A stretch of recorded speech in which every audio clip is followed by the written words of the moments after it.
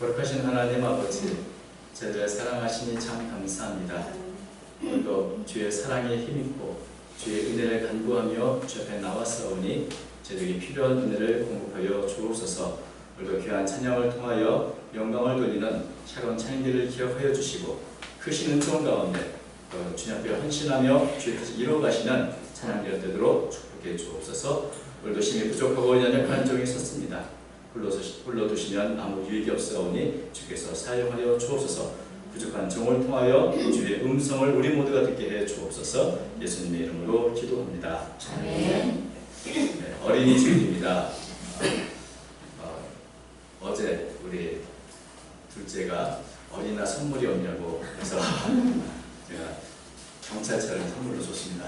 그래서 나이가 먹어도 늘 어린이날 선물을 내가 줬으면 좋겠다는 마음도 갖고 있습니다. 근데 이 어린이날에는 늘 빼놓을 수 없는 한 분이 계시죠. 우리 모두가 그분에게 빚이 있는데 소파 방정환 선생님입니다. 이분은 참 어린이에 대해서 가장 애착을 갖고 어린이들을 위해서 평생을 살았던 그런 분이죠. 사람들이 어린아이를 무시하고 아이들에 대해서 아무것도 할 수 없는 존재고 인권도 무시했던 그때 어린이에 대한 새로운 가치를 갖고 어린이를 위해서 애썼던 분입니다. 그래서 이 소파 방정환 선생님이 1924년 5월 15일에 신여성이라는 잡지에 어린이 찬미라는 글을 썼는데 그 글을 보면 그 당시에 그 방정환 선생님이 어린이 이렇게 생각했구나 하는 것을 우리가 알 수 있습니다. 어린아이가 자기 무릎에 이렇게 앉아서 잠자는 모습을 보면서 마치 그 얼굴을 보니 하나님의 얼굴을 보는 것 같다. 그리고 그 순수하고 참 천진한 그런 것을 찬미하면서 마지막에 이런 평가를 내는 것을 보여드립니다. 어린이는 복되다. 이때까지는 모든 사람들은 하나님이 우리에게 복을 준다고 믿어왔다. 그 복을 많이 가져온 이가 어린이다. 그래 그 한없이 많이 가져온 온 복을 우리에게도 나눠준다. 어린이는 순복덩이다. 어린이는 복되다. 어린이는 복되다. 한이 없는 복을 가진 어린이를 참여하는 동시에 나는 어린날에 가깝게 있을 수 있다는 것을 얼마든지 감사하다. 이렇게 이제 글을 마치고 있는데 1924년 일제강점기에 우리나라가 참 암흑기를 지나고 있었을 때였습니다. 그러나 방정환 선생님은 어린이를 참여함과 동시에 이 어린이를 통해서 가져올 미래의 소망을 갖고 어린이는 우리에게 순복덩이다. 이 어린이를 우리가 잘 키우면 우리는 이제 소망이 있다. 아마 이런 소망을 갖지 않았나 하는 생각을 하게 됩니다. 하나님을 통해서 주시는 복이 어린이를 통해서 온다. 참 그 당시에 굉장히 놀라운 어떤 어린이의 가치를 알고 계셨던 분이라는 것이죠. 그래서 어린이가 있다는 것, 우리 곁에 어린이가 있다는 것 자체가 너무나 감사하고 너무나 복된 일이다. 이렇게 이제 글을 쓰셨는데 정말 이 방정환 선생님은 어린이의 가치를 제대로 알아보신 분입니다. 근데 오늘 성경 본문을 보면 예수님께서도 사실 방정환 선생님보다 더한 평가를 어린이들에게 하고 있습니다. 원래 어린이들이 어른들을 보고 배우는 것이 마땅한데 예수님은 거꾸로 어른들이 제자들을 향해서 어린이를 보고 좀 배워라 이렇게 이제 말씀하시는 거죠. 3절과 4절 보면 이렇게 되어 있습니다. 이르시되 진실로 너에게 이르노니 너희가 돌이켜 어린아이들과 같이 되지 아니하면 결단코 천국에 들어가지 못하리라. 그러므로 누구든지 이 어린아이와 같이 자기를 낮추는 사람이 천국에서 큰 자니라. 이 예수님의 말씀 굉장히 충격적인 말씀이죠. 마치 천국에 들어가기 위해서는 어린아이같이 돼야 된다. 또 어린이같이 자신을 낮추는 성품을 가져야 된다. 이렇게 무슨 기준을 세운 것처럼 보입니다. 근데 여기서 우리가 늘 고민하는 것은 그러면 어린이같이 된다는 뭔가? 물론 어린이들에게는 우리들이 잃어버린 많은 것들을 가지고 있습니다.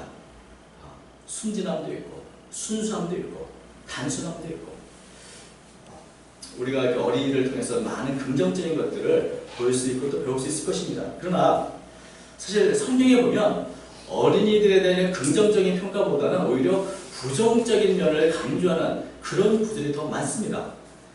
대표적인 것 중에 하나가 잠언의 20장 15절 말씀인데 아이의 마음에는 미련한 것이 얽혔으나 징계하는 채찍이 이를 멀리 쫓아내리라. 우리 아이들이 가장 싫어하는 말씀 중에 하나죠. 어린이에게는 미련한 것이 얽혀서 징계와 채찍을 통해서 그것을 뜯어줘야 된다. 이렇게 말씀하고 있고, 또 사도 바울은 우리가 잘 아는 고린도전서 13장 11절에 내가 어렸을 때는 말하는 것이 어린아이 같고 깨닫는 것이 어린아이 같고 생각하는 것이 어린아이 같다가 장성한 사람이 되어서는 어린아이를 버렸노라. 사도 바울도 어린이처럼 되는 것이 아니고 어린이를 버렸다. 예전에도 어린이처럼 그렇게 참 미성숙하게 있었으나 지금은 장성한 사람이 되어서 이제 이 어린이를 다 버렸다고, 어린이에 대해서 굉장히 미성숙하고 지혜가 없다는 것에 대해서 강조하고 있는 것이죠. 또 에베소서 4장 10절도 그렇습니다. 이는 우리가 이제부터 어린애가 되지 아니하며 사람의 속임수와 간사한 유혹에 빠져 온갖 교훈의 풍제에 밀려 요동하지 않게 하느니라. 어린이들은 무지하고 어리석어서 잘 속고 악한 것을 구별할 줄 모르고 지혜가 없고 이런 것들을 지금 말하고 있고요. 또 히브리서 5장 13절에도 이는 젖을 먹는 자마다 어린아이니 의의 말씀을 경험하지 못한 자요. 어린아이를 보면 참 미성숙해서 말씀도 제대로 깨닫지도 못하고 잘 속아 넘어가고 지혜도 없고 미련한 것이 얽혀있고, 어린아이가 결코 우리가 본받아야 할 어떤 완성된 그런 성품을 가진 존재가 아니라는 것을 성경은 누누이 말씀하고 있습니다. 어린이들도 죄성이 있고 어린이들도 우리가 생각한 것처럼 그렇게 착하지 않고, 잠자고 있는 어린아이는 천사가 될지 모르지만 깨어서 때를 쓰고 고집 부리고 하는 그런 어린이를 보면 과연 그것이 내가 좀 전에 찬미했던 그 어린아이였을까 하는 생각이 드는 것입니다. 그렇다면 예수님께서 왜 어린아이 같다고 말씀하셨을까요? 그건 결국 어린아이들이 본질적으로 선하기 때문에 그 어린이 본받으라는 말씀은 아닐 것입니다. 그렇다면 어린이와 같이 데려가신 말씀이 무엇인가? 우리는 이 교훈의 뜻을 알기 위해서 그 언제 이런 말씀하셨는가를 알아야 되죠. 1절 말씀 보니까 이렇게 됐습니다. 1절과 2절. 그때에 제자들이 예수께 나와 있는데 천국에서 누가 크니까 예수께서 한 어린아이를 불러 그들 가운데 세우시고 이제 말씀하시죠. 그때가 언제가? 마가복음에 보면 제자들이 길에서 서로 싸웁니다. 내가 높다. 너보다는 내가 더 일도 많이 했고 내가 더 재능도 많으니 내가 더 높고 더 큰 사람이다. 또 다른 제자는 내가 더 높다. 그래서 서로 누가 높은가, 또 누가 높은 데로 올라갈 수 있는가 이거 갖고 다투고 쟁론하던 때였습니다. 그리고 나서 그렇다면 천국에서는 누가 과연 높을까? 그 의문에 대해서 예수님께 물어보시죠. 천국에서는 누가 큽니까? 우리같이 이렇게 열심히, 우리같이 재능을 갖고 열심히 살면 우리가 높은 게 아닙니까? 라고 이렇게 예수님께 천국에서 누가 더 높은 사람입니까? 라고 물어볼 때 그때 예수님이 대답하신 게 뭡니까? 어린아이 하나를 세우시고 이 어린아이 같지 않으면 천국에 들어갈 수 없다. 이 어린아이같이 자기 갖추는 사람이 천국에서 큰 사람이다. 그런데 여러분, 이때 어린아이 하나를 제자들 앞에 세웠을 때 그 어린아이의 모습이 어떨 거라고 생각하십니까? 귀티가 나고 깨끗한 옷을 입고 그런 아이였을까요? 그렇지 않을 거라 생각합니다. 우리가 어렸을 때 우리가 어떤 모습이었습니까? 꾀지지하고 콧물도 흐르고 옷도 더럽고, 그래서 아이들이 오면 어우 냄새난다. 아이고 넌 왜 이게 어른들이 참여하냐, 자꾸 물리치고 애드는 가라, 그때 그런 아이들의 모습인 것입니다. 우리가 생각한 것처럼 천사와 같고 순진 무고한 모습이 아니라 제대로 씻지 않았던, 그리고 콧물도 흐르는, 아마도 그 당시에 보편적인 어린이들, 그 아이를 두고 이 아이와 같이 되지 않으면 안 된다고 말씀하신 것입니다. 그 당시에 어린이는 사회적인 지위가 거의 없고 사람의 수를 쓸 때도 어린아이는 사람을 쓰고 치지도 않았어요. 그런 때인 것이죠. 사람들은 누구도 소중히 여기지 않고 무시하고 아무도 그 가치를 인정하지 않았을 때 예수님은 이 어린이처럼 정말 낮아진 모습이 아니면 천국에 들어갈 수 없다고 말씀하십니다. 여러분, 누가 천국에 들어갔습니까? 내가 노력하고 내 재능과 내 의로움으로 천국에 들어갈 수 있습니까? 아닙니다. 천국은 온전히 하나님의 사랑과 은혜로 말미암아 들어가는 하나님의 나라인 것입니다. 내가 무엇이 있고 내가 높다고 하고 더 높아지려고 추구하는 마음이 천국에 들어간 것이 아니고 오히려 나는 가난하고 나는 연약하고 나는 부족하고 정말 어른들의 도움이 없으면 내가 살아갈 수 없는 그렇게 연약하고 부족한 어린아이 같이 하나님 앞에 자랑할 것이 없는 사람들, 하나님만을 의지하고 하나님의 그 사랑과 긍휼만을 기대는 그런 어린이 같은 마음이 아니고는 천국에 들어갈 수 없다고 주님 말씀하신 거라고 저는 믿습니다.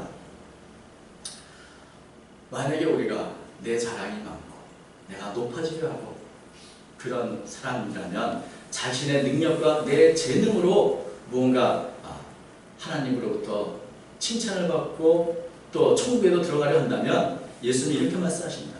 너희가 그렇게 자기 주장과 자기 자랑에서 돌이켜서 어린아이처럼 자기의 능력 없음을 고백하고 온전한 하나님의 자비의 은혜만을 간구하는 그런 어린아이 같을 때 비로소 천국의 문이 열리는 것이다.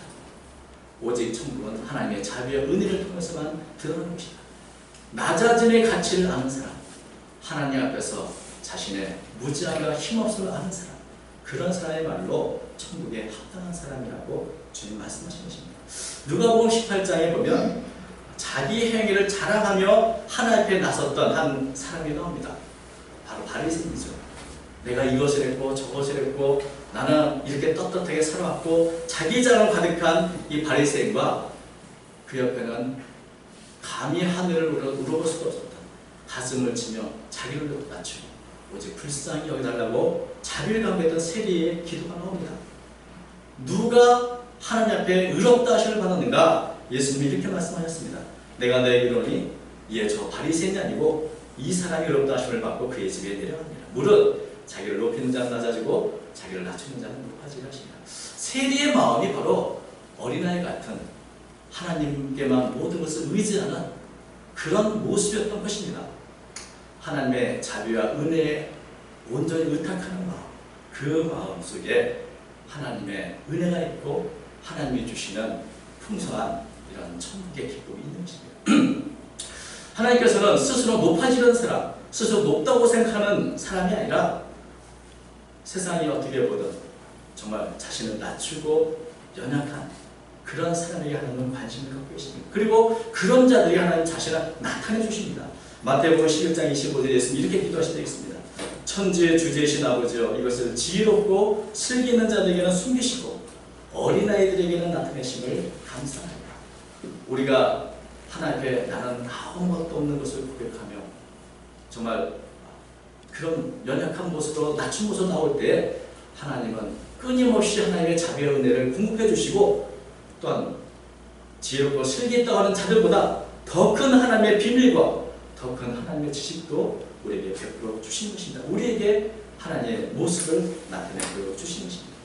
그래서 예수님은 이런 어린아이를 통해서 높아지려 하고 세상적인 가치를 추구하는 제자들에게 이 어린아이 같지 않으면 내가 천국에 들어갈 수 없고 어린이처럼 자신을 낮추는 자가 큰다는 교훈을 해주신 것입니다.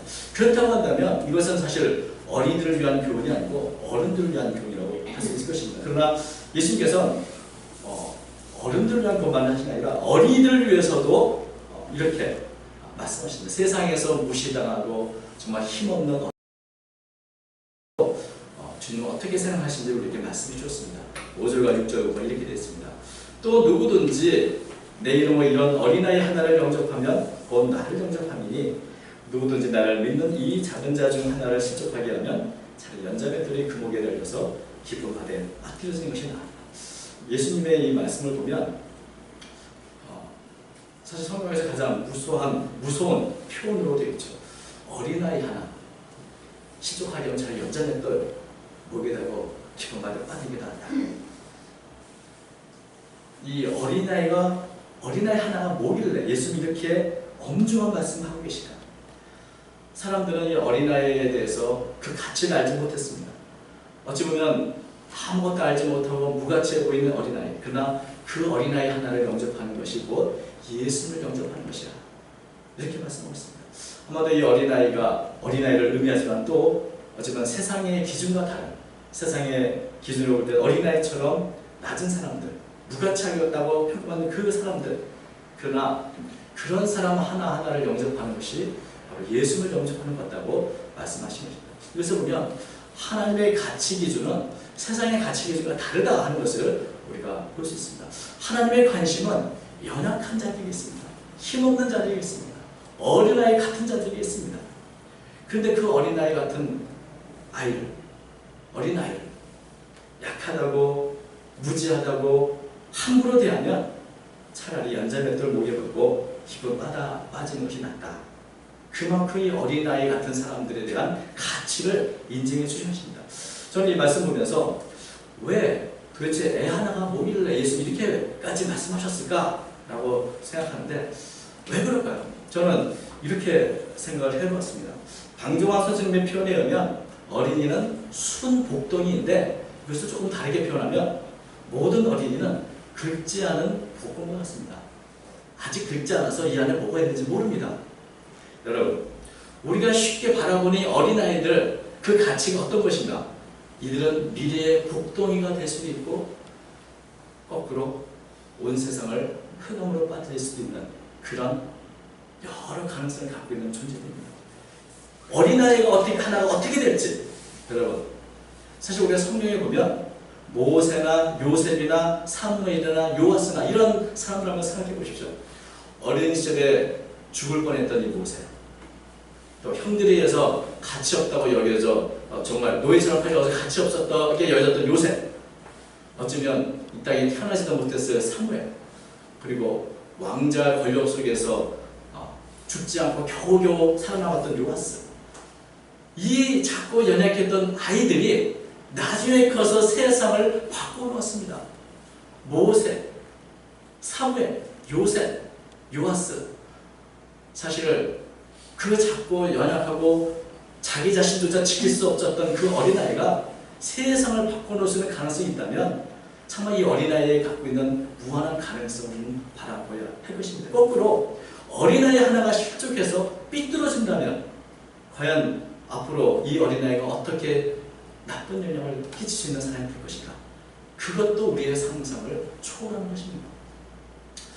어린 시절의 상처로 분노와 삐뚤어진 마음으로 이 아이가 자라난다면 그 아이가 어떤 결과로 우리에게 당할 것인가? 어린아이 하나하나가 정말 그렇게 중요하고 그 중대성을 우리가 인식해야 하는 것입니다. 여러분, 그 정현종 시인의 시 중에 방문객이라고 하는 시가 있는데 잠시 낭송해 좀 읽었습니다. 사람이 온다는 건 사실은 어마어마한 일이다. 그는 그의 과거와 현재와 그리고 그의 미래와 함께 오기 때문이다. 한 사람의 일생이 오기 때문이다. 부서지기 쉬운, 그래서 부서지기도 했을 마음이 오는 것이다. 그 갈피를 아마 바람은 더듬어 볼 수 있으나 내 마음이 그런 바람을 흉내낼 수 있다면 필경 환대가 될 것이다. 이 사람을 하나 이게 방문객을 맞이하면서 사람을 맞이한다는 것 자체가 그건 정말 생각해보면 어마어마합니다. 왜냐하면 그의 모든 것이 내게 오는 것이기 때문에 내가 그가 어떤 마음으로 왔을까 생각하고 그렇게 여러 가지 고려해서 이렇게 그 사람을 맞이해야 된다. 그것이 참 환대해야 하는 것이죠. 여러분, 어린아이를 이런 마음으로 바라보고 싶다면 이 아이 하나가 사실은 우리의 미래가 될 수도 있습니다.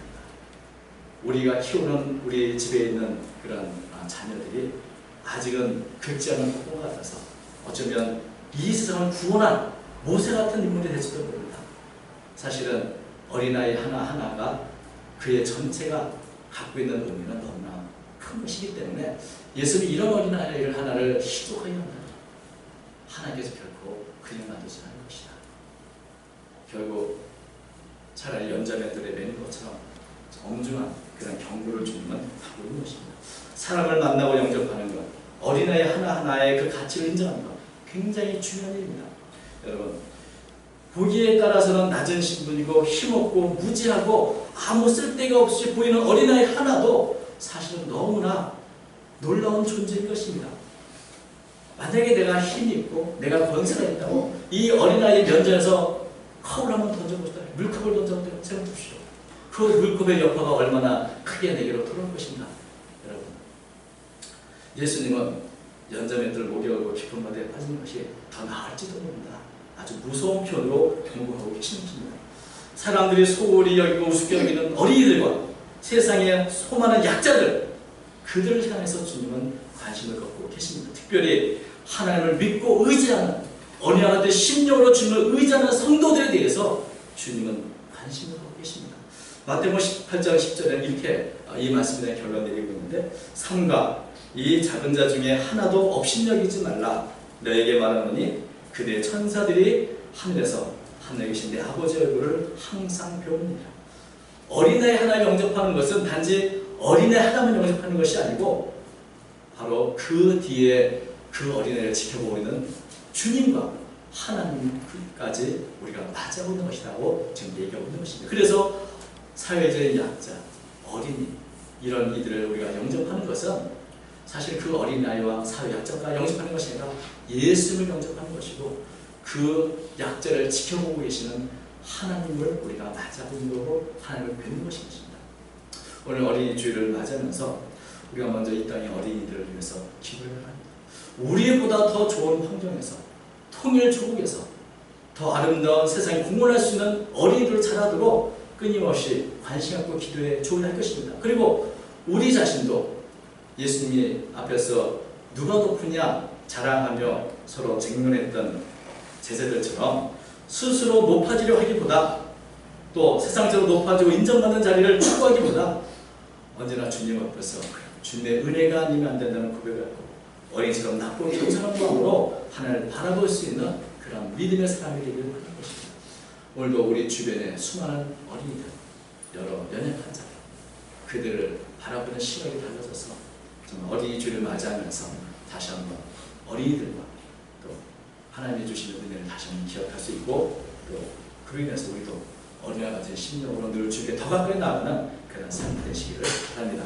이번 주간 우리 주변에 이렇게 어린이와 어린이 같은 모든 분들을 향해서 사랑과 관심을 갖고 돌아보는 귀중한 한 주간 되시기를 주님으로 축원합니다. 하겠습니다. 거룩하신 하나님 아버지, 우리가 다 깨닫지 못하고 알지 못하오나 주님, 그렇기에 주님은 더욱더 우리를 사랑하시고 우리에게 은총을 베풀어 주시고 믿습니다. 우리는 힘이 없고 연약합니다. 지혜도 부족합니다. 오직 하나님을 의지하며 나아가오니 주여 깨닫게 해 주옵시고 우리가 제대로 살지 못한 삶을 긍휼히 주시사 더욱더 하나님 보시기 아름답고 하나님 뜻을 이루게 쓰임받는 제가 되도록 도와주옵소서. 주님, 우리의 가정의 여러 자녀들을 기억해 주시고 그 자녀들의 길 앞날을 열어주시오며 주의 교훈과 훈계로 잘 양육받아 하나님의 귀한 일꾼이 되도록 도와주옵소서. 우리가 늘 언제나 어린아이 같은 심령으로 주 앞에 더 가까이 나가게 하시고 겸손한 마음과 자신을 낮추는 마음으로 또 다른 약자를 돌아보는 저희 모두가 되도록 도와주옵소서. 어린이 주의를 주신 것을 감사합니다. 또 우리 자신을 돌아보게 하신 것을 감사합니다. 날마다 주 앞에 더 가까이 나가도록 모든 성도를 붙잡아 주옵소서. 이번 주간도 주님의 은혜가 넘치고 주의 자비와 또한 풍성한 하나님의 긍휼하심이 있는 귀한 한 주가 되기를 원합니다. 사랑하는 성도들의 모든 필요한 것들을 채워주시고 저렇게 의지하고 간절함마다 응답해 주옵소서. 함께 하시길 원하며 사랑 많으신 예수님의 이름으로 기도하옵나이다. 아멘.